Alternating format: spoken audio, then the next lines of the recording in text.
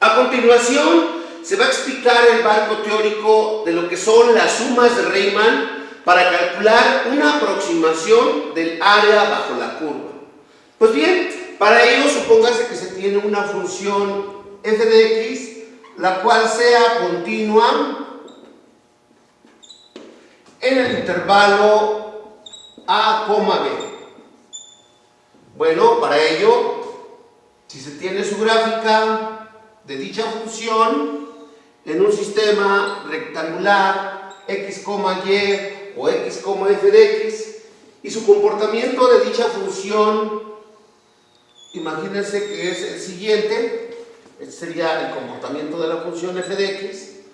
Si delimitamos a esa función en un intervalo, digamos a,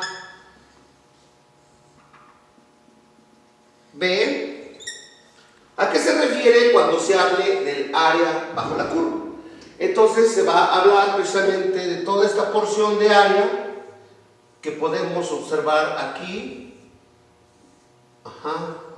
delimitada por la función f de x y el intervalo que le estamos llamando a, b. Recuérdense que se pide que la función f de x sea continua en ese intervalo. Entonces vean, aquí tenemos la función f de x delimitada en el intervalo a, b, es continua en ese intervalo, y entonces toda esta porción de área es precisamente el área bajo la curva. Entonces toda esta región es el área bajo la curva. ¿Ok? Bueno, la pregunta aquí es ¿cómo podemos calcular precisamente el valor numérico de esta área? Bueno, aquí es donde entran las llamadas sumas de Riemann.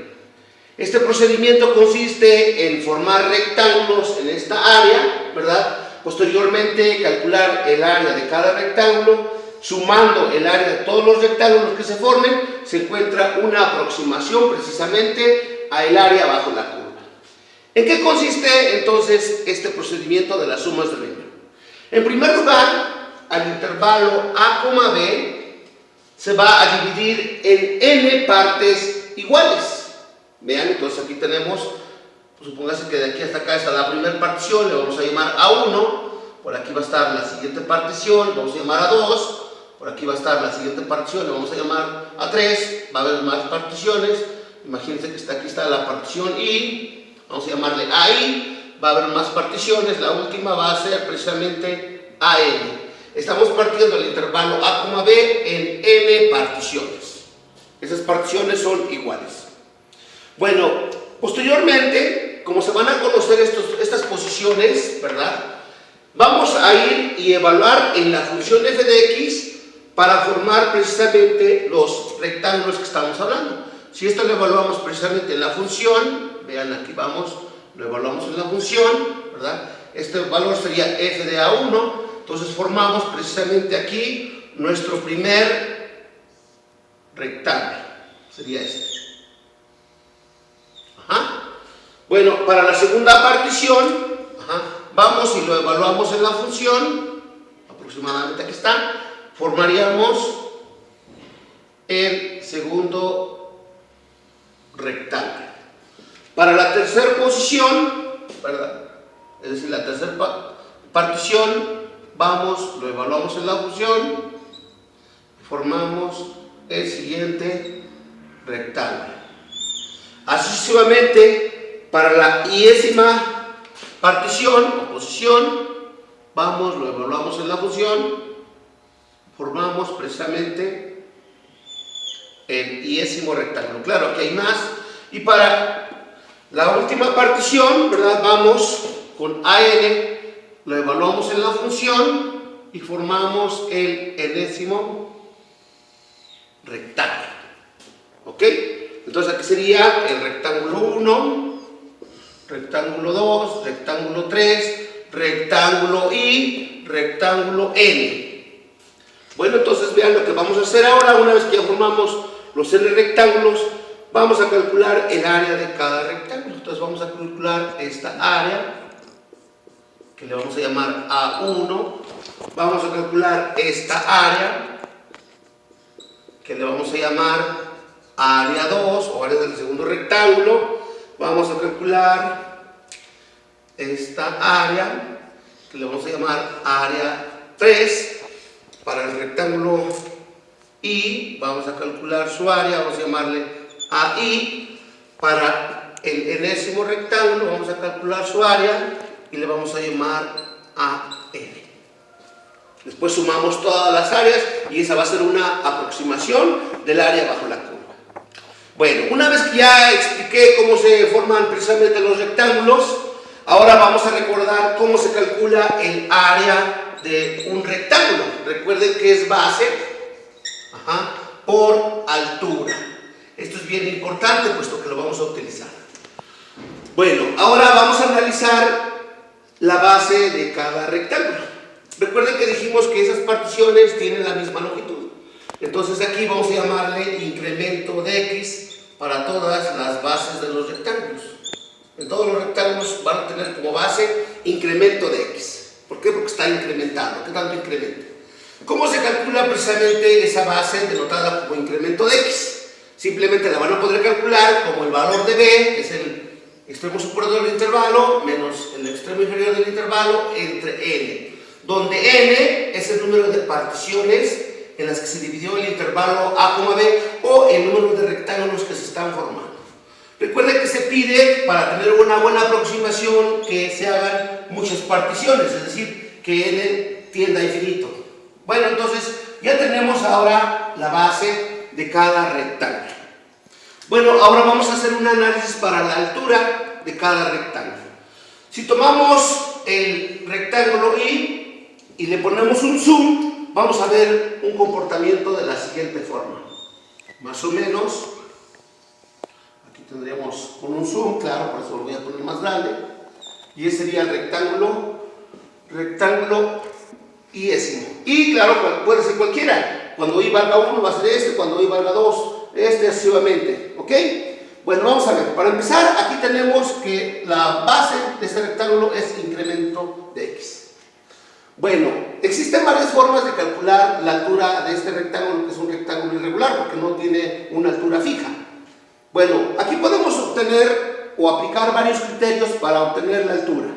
Si consideramos de este rectángulo el extremo inferior, lo evaluamos en la función. Recuerden que esta partecita es el comportamiento de la función f de x. Si con este valor lo evaluamos en la función, estamos encontrando esta altura y vamos a formar con esa altura este rectángulo. Otro criterio para la altura es considerar el extremo superior del rectángulo. Vamos y lo evaluamos en la función, ¿verdad? Y esta va a ser considerada la altura. Si consideramos esta la altura, vean, entonces va a formar precisamente este rectángulo. En algunas ocasiones toman el promedio de las dos alturas que acabo de explicar. Entonces, ¿cómo lo hacemos? Sumamos esta altura más esta y lo dividimos entre 2 y estamos encontrando aquí la altura promedio, que sería formar este rectángulo.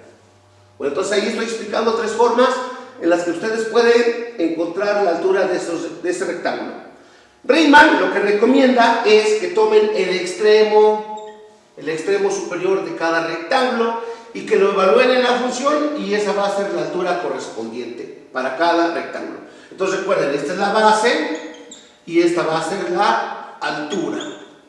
Bueno, vamos a analizar en qué punto estamos para el rectángulo I. Si regresamos aquí a la gráfica, vean, estamos queriendo observar cuál es esta posición.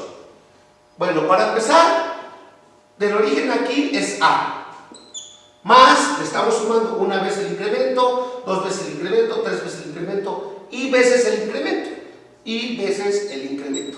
Entonces, para el iésimo rectángulo y para cualquier rectángulo, ¿verdad?, va a ser precisamente el punto extremo superior del rectángulo. Bueno, para encontrar la altura, en consecuencia, vamos a ir a la función, ¿verdad?, a la función, y vamos a evaluar este punto, que es el extremo superior del rectángulo. Entonces, la altura va a estar dada como f de a más i por el incremento de x. Entonces, ya ahora sí, encontré la base y la altura precisamente del rectángulo I. Bueno, esto ahí es para cualquier rectángulo que estamos formando. Si quisiéramos calcular ahora el área I, es decir, el área del rectángulo I, que esto funciona para cualquier rectángulo, su área, ¿verdad? La área iésima va a estar dada, recuerden que ya dijimos que área es igual a base por altura. La base va a ser incremento de X por la altura. La altura estamos diciendo que es F de A más I por el incremento de X. Si utilizamos precisamente ahora, ¿verdad?, la propiedad conmutativa, que el orden de los factores no altera el producto, el área del rectángulo I para cualquier, claro que aquí recuerden que I va desde 1, 2, asivamente hasta N. Va a poderse calcular mediante F de A más I por el incremento de X por incremento de X. Esta es precisamente la fórmula para calcular el área del rectángulo I, es decir, el área de cualquier rectángulo que tenemos ahí. Bueno, entonces con esta fórmula vamos a encontrar el área del rectángulo 1, vamos a encontrar el área del rectángulo 2, el área del rectángulo 3, el área del rectángulo N. Bueno, entonces Riemann, ¿o por qué se les llama sumas de Riemann? Porque una vez que ya encontramos el área de todos los rectángulos, ¿verdad? Aquí vamos a ir cambiando el I para 1, para 2, para 3, para N. Entonces, el área total de los rectángulos que estamos formando va a ser igual a la suma del área del rectángulo 1 más el área del rectángulo 2 más el área del rectángulo 3 más el área del rectángulo N. Que expresado esto de forma matemática, utilizando la notación sumatoria o sigma, entonces el área total que estamos formando con los rectángulos va a ser la sumatoria desde I igual a 1 hasta N. ¿De quién? Bueno, precisamente de las áreas de todos los rectángulos. Entonces va a ser aquí F de A más I por el incremento de X por incremento de X. Y precisamente a esta expresión se les llama las sumas de Riemann. ¿Ok? Entonces, así es como podemos obtener precisamente una aproximación del área que se encuentra bajo la curva, mediante las sumas de Riemann. Bueno, espero que haya quedado claro este tutorial para que tengan la idea básica, ¿verdad?, lo que son las sumas de Riemann de forma gráfica y de forma analítica. En siguientes tutoriales les voy a explicar algunos ejemplos para hacer una aproximación del área bajo la curva en un intervalo A, B. Recuerden nuevamente que se pide que N, es decir, el número de particiones o el número de rectángulos que se formen sean muchos, ¿ok?, para tener una buena aproximación, ¿ok?